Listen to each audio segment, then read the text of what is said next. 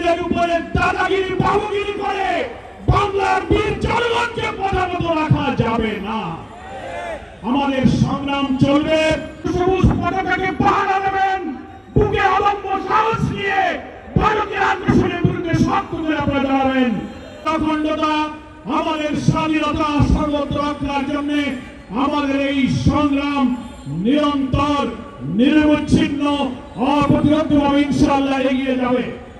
আমরা ভারতীয় সরকার এবং দেশের স্বাধীনতা সার্বভৌমত্বের প্রতি যেমন সম্মান দেখাই, তেমনি বাংলাদেশের সীমানা, আমাদের এই ভূখণ্ডের পানি সমস্যা, সীমান্ত সমস্যা, ব্যবসা বাণিজ্যের সব ক্ষেত্রে ন্যায্যতা, সমতা ভিত্তিতে আমরা সম্পর্ক চাই।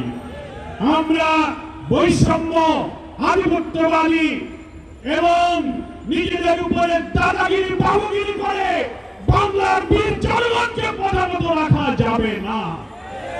আমাদের সংগ্রাম চলবে। আপনারা ঐক্যবদ্ধ থাকবেন। জনগণের প্রতি, দেশবাসীর প্রতি আমাদের আহ্বান থাকবে যে আমরা সব সময় আমাদের অখণ্ডতা, স্বাধীনতার ব্যাপারে সচেতন থাকব। আমাদের ক্ষমতাসীন সরকারের লজ্জা হয় না। আধিপত্যবাদের সেবাদাস, তাদের কাছে দাসখত দিয়ে বাংলাদেশটাকে আবার তাদের কাছে বিক্রি করতে বসেছে। সবুজ পতাকাকে পাহারা দেবেন, বুকে অদম্য সাহস নিয়ে ভারতের আগ্রাসনের বিরুদ্ধে শক্ত করে আপনারা দাঁড়াবেন।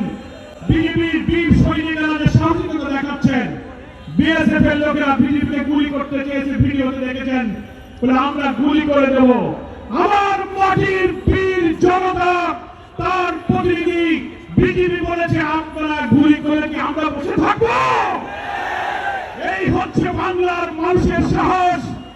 ভারতীয় আধিপত্যবাদী শক্তি, বিশেষ করে পশ্চিমবঙ্গে বিজেপির মোদীর সেবাদাস শুভেন্দু অধিকারী, আপনি যে ধৃষ্টতা দেখিয়েছেন বাংলাদেশ দখল করার